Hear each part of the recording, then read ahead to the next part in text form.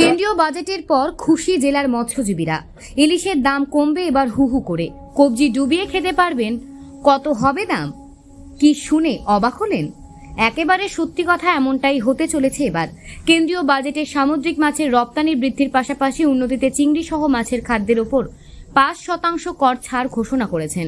এর ফলে ইলিশ সহ অন্যান্য সামুদ্রিক মাছের দাম কমানোর সম্ভাবনার কথা বলেছেন মৎস্যজীবীরা। বর্তমানে ইলিশের মৌসুম চলছে এবং বাজারে ইলিশের আমদানি শুরু হয়েছে। কর হ্রাসের ফলে মাছের দাম কমবে বলে আশা প্রকাশ করেছেন অনেকেই।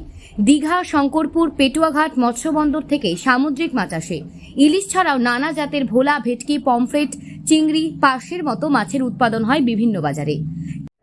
কেন্দ্রীয় সরকার যে তার বাজেট পেশ করেছে তাতে মৎস্য ক্ষেত্রে আমরা দেখতে পাচ্ছি বেশ কিছু ক্ষেত্রে, বিশেষ করে প্রধানমন্ত্রী মৎস্য সম্পদ যোজনা, সেখানে বাজেটের পরিমাণ বাড়ানো হয়েছে। লাভবান হওয়ার সম্ভাবনাও থাকে, কারণ প্রধানমন্ত্রী মৎস্য সম্পদ যোজনাতে বিশেষ করে ফিশ ভেন্ডার্স এবং ছোট বোট রিপ্লেসমেন্ট, এরকম বহু স্কিম আছে যেখান থেকে ক্ষুদ্র মৎস্যজীবীরা লাভবান হতে পারে। কেন্দ্রীয় বাজেটে সামুদ্রিক মাছের রপ্তানি বৃদ্ধি ও উন্নতিতে ৫% কর ছাড় ঘোষণা। জেলার বিভিন্ন মাছের আড়তে এই খবরে খুশি পাইকারি ব্যবসায়ী থেকে ক্রেতা।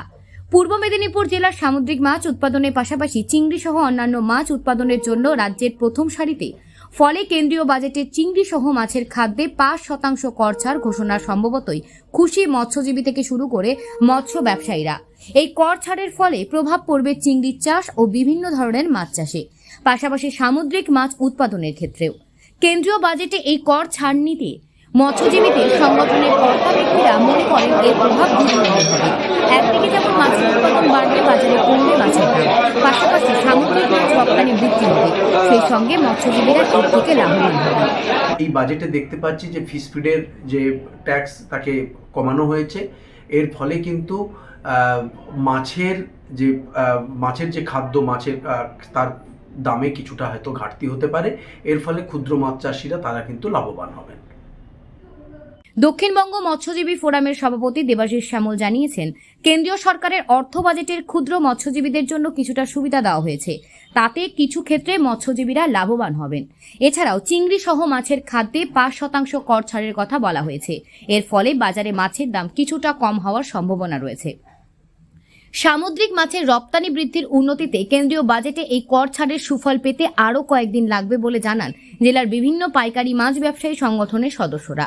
সব মিলিয়ে এবার কেন্দ্র বাজেটে মৎস্যজীবীদের জন্য সমুদ্র মৎস্য যোজনা ও কর ছাড়ে খুশি জেলার মৎস্যজীবীরা। পূর্ব মেদিনীপুর জেলার দীঘা থেকে সৈকত সির রিপোর্ট, লোকাল 18 বাংলা।